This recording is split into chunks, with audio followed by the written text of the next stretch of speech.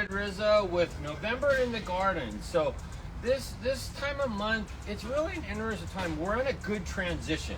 So our days start getting shorter, our nights start getting colder, mornings colder, so we might stay warm a little bit in the day, but this is the greatest time of year to really go more into the fall, winter stuff. So because we're really done with the heat, and you can always see when we really go into fall, we get so damp at night and the dew levels are higher and the moisture is higher, so it's a really good time to plant.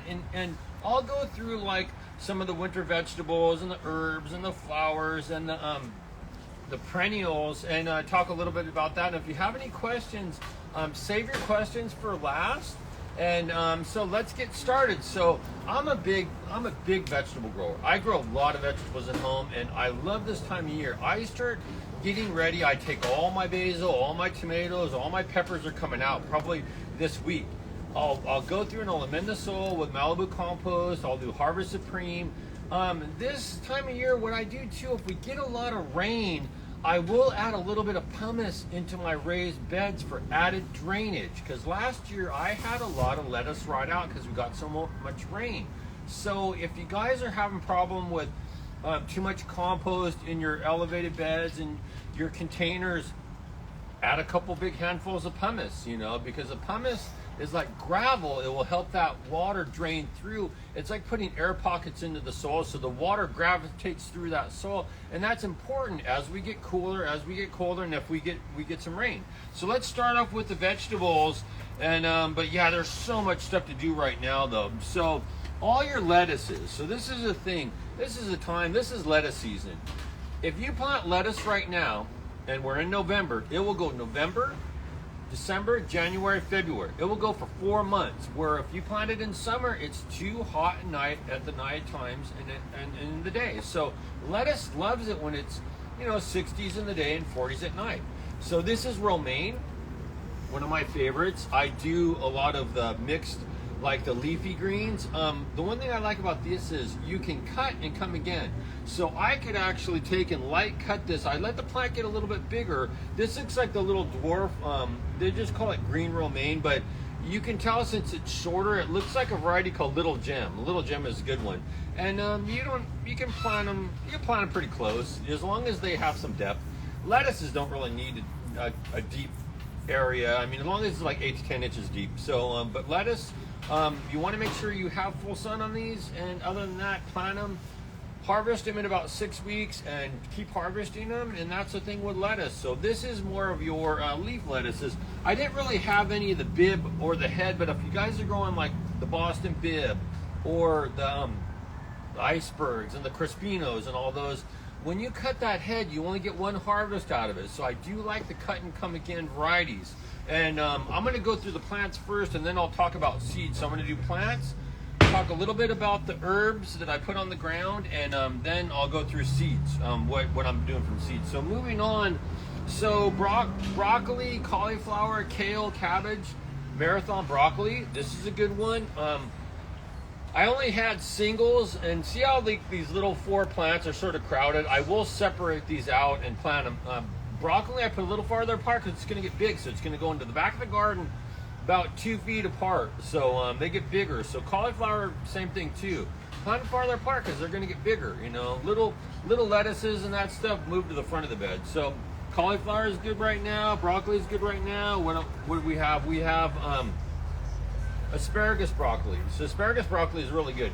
This is like your Italian broccoli. There's a lot of hybrids. There's a lot of different varieties.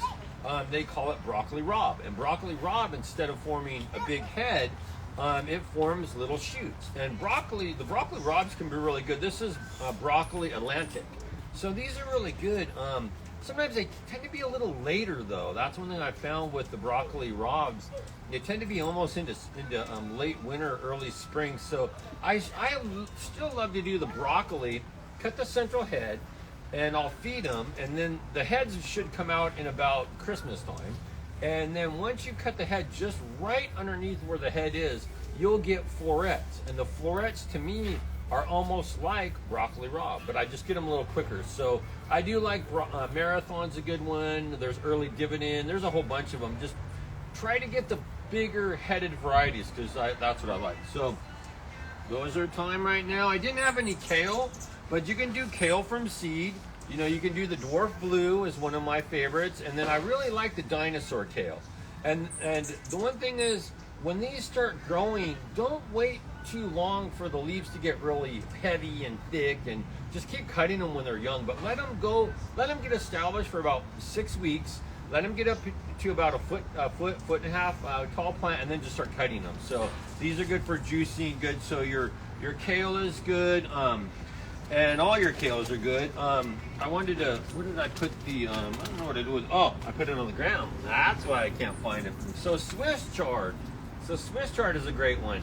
So one thing with Swiss chard, I like bright lights. I like the mixed chards because they'll have the red stems, the yellow, the white, the red. But I keep cutting them. So when they grow up about a foot, like I said, I'll start cutting them, and then I can use the greens in sauteing. I can use it in stew. But I love chard. Chard is really good.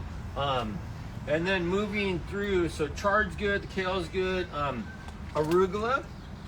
Arugula doesn't bolt when you go in the winter. Arugula likes the cold weather. So my favorite arugula is a variety that I do from seed or plants called Astro. Sometimes they call it lettuce arugula, but it still has the flavor. It just doesn't bolt as quick. But arugula likes it when it's cooler. So plant it right now, and just keep harvesting it. That's the main thing with a lot of the leafy greens and the arugula and all that. Just keep light trimming. And I use just little pair. These are little Felco 310s, and I like these because they're they use them a lot to prune grapes, and so they're stainless steel. The blades don't bend, so I like using these because they're quick. So love using those for quick trimmers. So arugula is good. Cilantro. So now it's time to do your cilantro. Cilantro will last a lot longer right now, and cilantro is another one. Cut and come again. Keep trimming it, but cilantro, when I put it in right now, I get it until about January, February, and then I do a second crop at that time too. So cilantro is good. You guys can do seeds, but remember with seeds take a long time to germinate because it's a monocot, which is like, well, each seed has 1 to 3 seeds in there, so it's a fruit. So beets are the same way. So this is a fruit, so it takes a long time for this seed coat to break down. So sometimes when you buy them and they say monogerm, that's because the seeds will be split in half and they'll germinate quicker. So these are very slow to germinate. So that's one thing with that.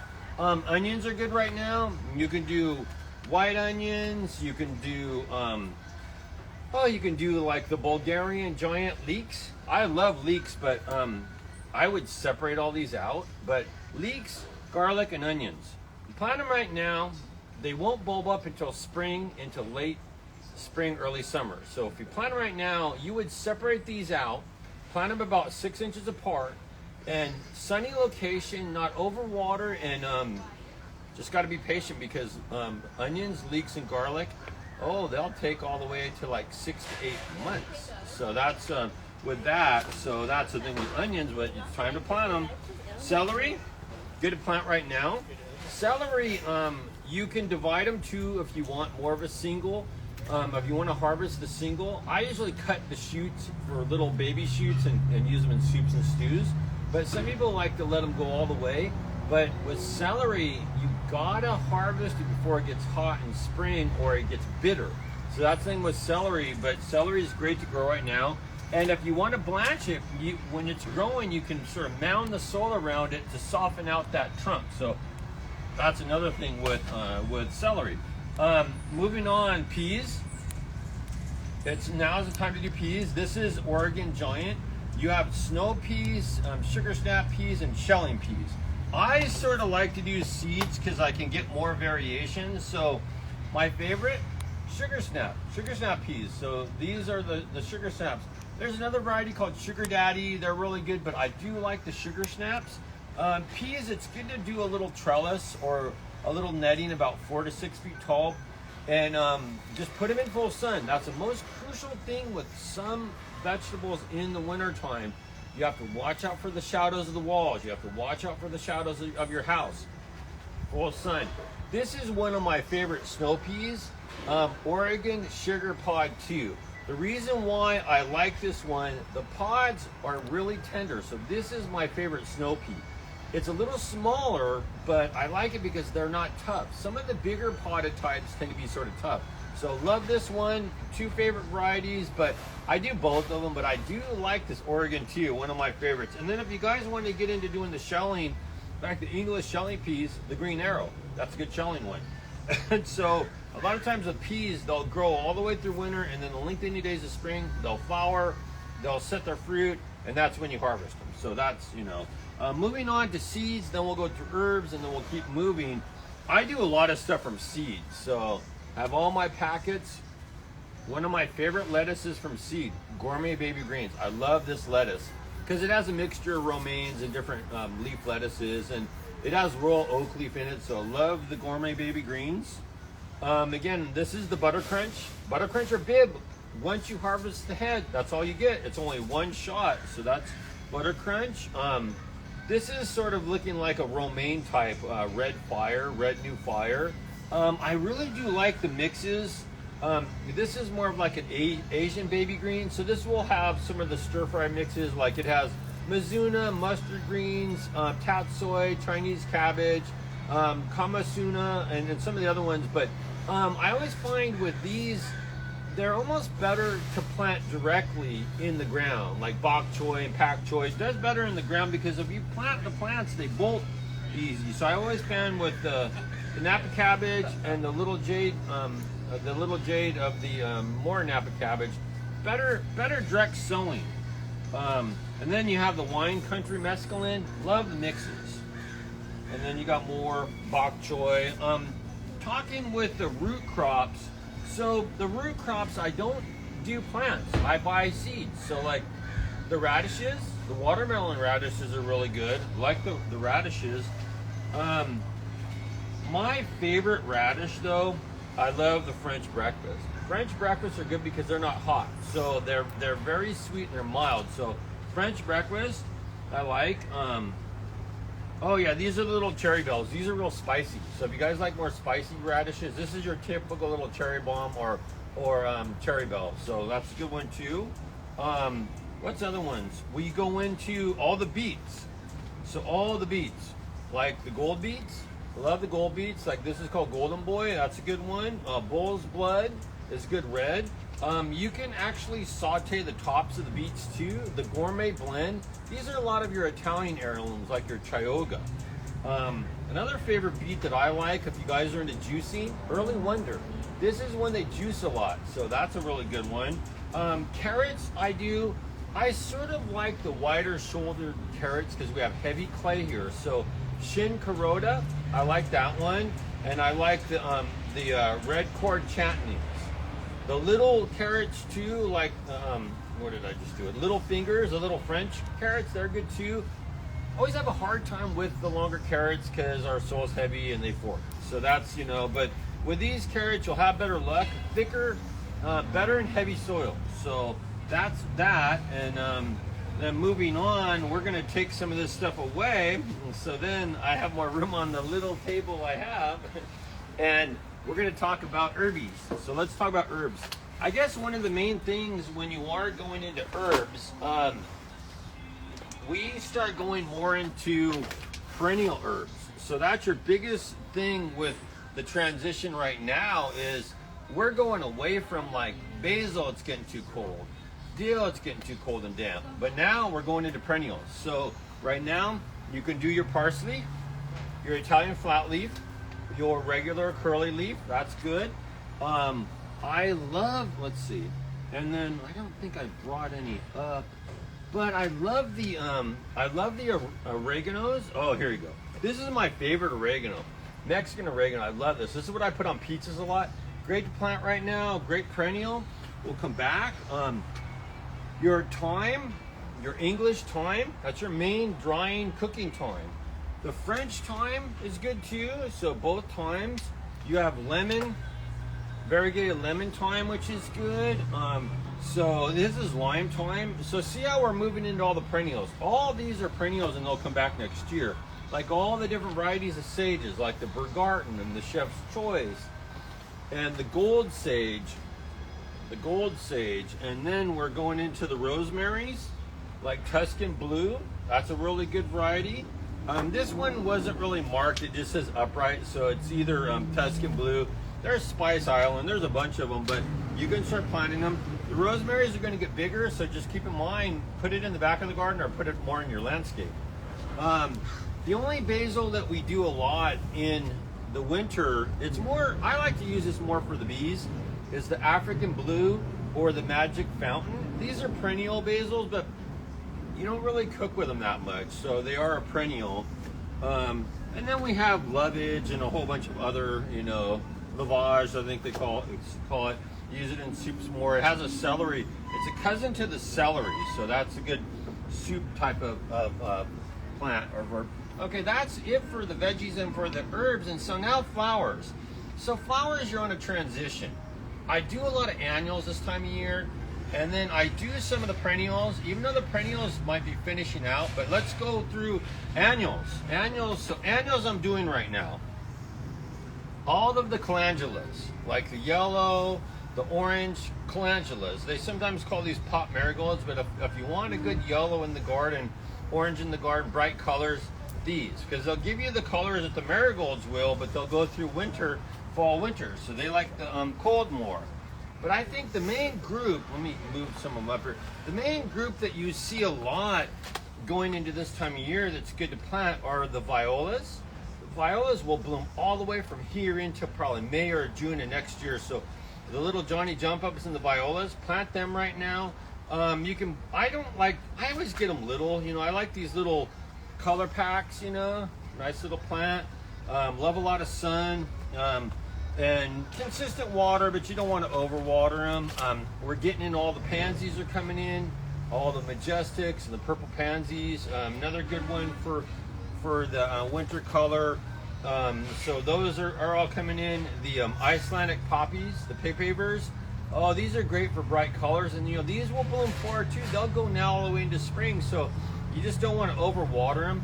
Another thing to think about when you're watering in the winter or the fall winter garden, as we get colder and as we get rain, turn your water off. Don't keep your water on. Like I see people with their water on 3-4 times a week when we're 60s in the day and 40s at night, and you're just going to keep stuff too wet and rot it out. So that's one thing that I do stress is as we start getting our rainstorms 1 every 2 weeks, I turn my water off. I don't run the water at all during the winter time, because then we're getting the rain. So poppies in, the snapdragons are coming in. So I'm starting to get like the sonnet snapdragons, the dwarf snapdragons. So they're coming in, ready to plant now. Sonnet is the taller one. I haven't seen any rockets yet. I know a lot of people ask for rockets, and usually they're 3 to 4 feet tall, but I haven't seen any of the really tall ones, but we're starting to get the snaps in. The stock, the 7-week and the midget stock, they're coming in right now. So stock is very fragrant for a annual flower. So you get purples and whites and sort of pinky lavender, so they're coming in.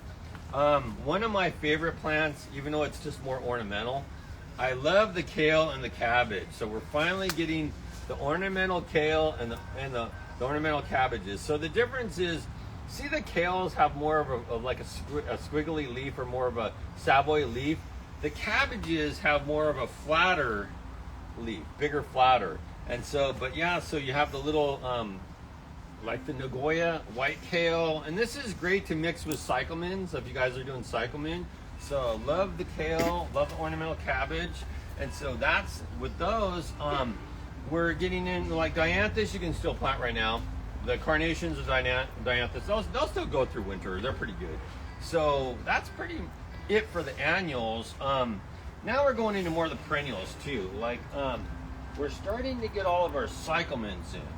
So cyclamens are coming in. Oh, I got 10 minutes. Oh, I got to get going. So 10 minutes. So cyclamens, don't put them in hot sun. Put them in morning sun, afternoon shade. Flowers drying out. Take the stem, pull it up. That's how you deadhead cyclamens. So then just keep pulling them up. So we got the white and the red cyclamens right now. Put them in morning sun, afternoon shade, not too hot. You know what I'm gonna do is I'm gonna breeze through the perennials really quick. So we're getting a lot of the Christmas colors too. Like if you want to do Christmas containers, the Dusty Millers are great. The white Bacopa for a trailer in a pot. So these are really coming in nice. But I want to go through perennials really quick. Everybody always thinks it's too late to plant perennials. You can still plant perennials in the fall, but do it before we run out of them in the wintertime, because they'll get established root-wise, and then next year they'll come out and bloom like mad. So the little white Bidens, I'll plant these, 10 of these in my flower beds. The Nemesias, good little perennial for sun. Even the Salvias, I'll plant them right now, and then they'll be really strong next year. All the Cupias, putting them in now, you know, because then they'll get a nice root establishment. One of my other favorites, the Brachycomb, Swan River Daisy, put them in now. If you want show for your containers, you can still do mums. We still have a good shipment of mums.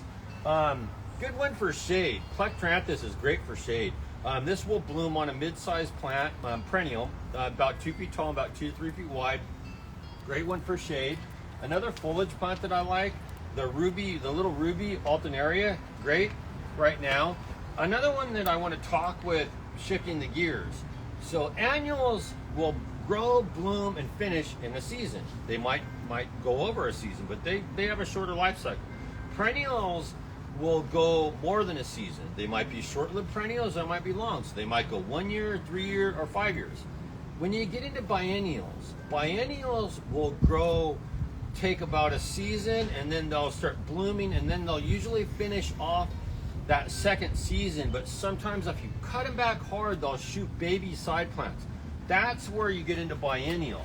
So when people are asking me about foxgloves and delphiniums, these two are biennials. So a lot of times people come in the springtime and plant them. If you really want them to last a long time through spring up till summer, plant them now. So this is a really good foxglove called Foxy Mix, and always do them in groupings. You know, this is a pack, so plant them about 8 to 12 inches apart, and you'll get them sun to partial, but you just, but more sun is probably adequate. And then you have the delphiniums. Now there's a couple of varieties of delphiniums. There's magic fountains that are shorter, and usually if you get the Shakespeare, like the Shakespeare type, that are the taller ones, and I always forget the cultivar names of, but they'll have like names like Galliad and Jester and all of them, but those are the tall ones. But now and even when we get in the other one, and I forget, it's not Linaria, it's one of the other ones. There's another biennial that we plant a lot right now to bloom in spring. And one thing that I forgot to bring up, Sabrina, I forgot to bring up sweet peas. So we got another shipment of sweet peas from Steve Hampson. Steve Hampson used to work here, and he's sort of the renowned sweet pea guy. So we got the seeds.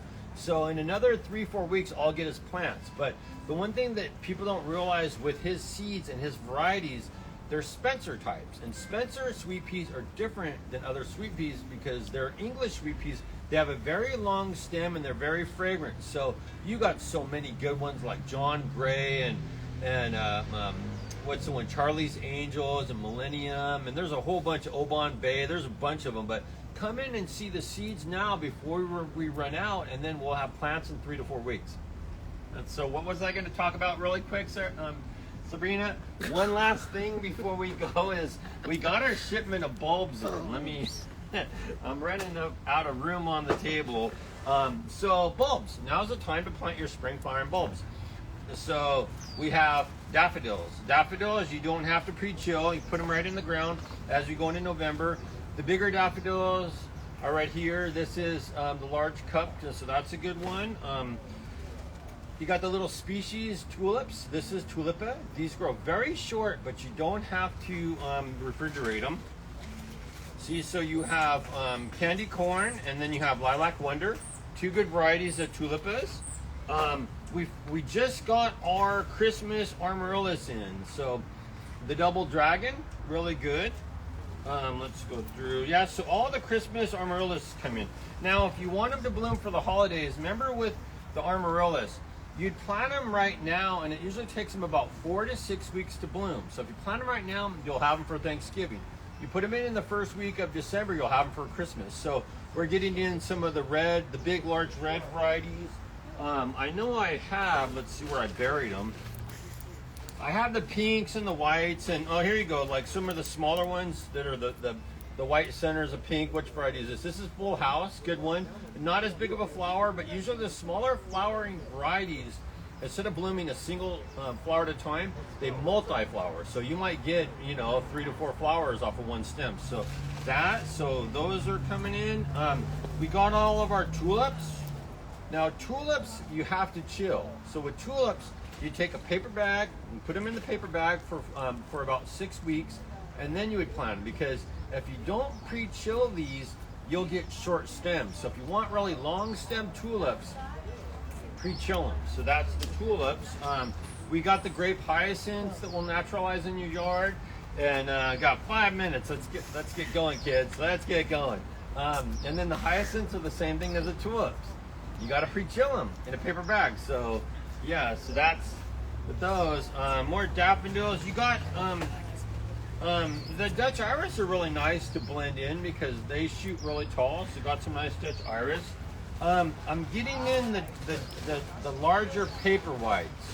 So if you guys want, the larger paper whites are nice. So now's the time to plant them. Same thing with these and amaryllis. 4 to 6 weeks before you want them, and don't bury them too deep. You can just bury around the neck so the new growth's coming out. So these are the large ones.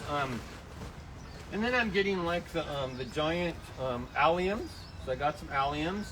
And other than that, one thing I can finish off with, I don't really spray too much during the winter time with most plants, but I use Sluggo, which is an organic slug bait made of it's just iron phosphate, so safe if they get bad on plants.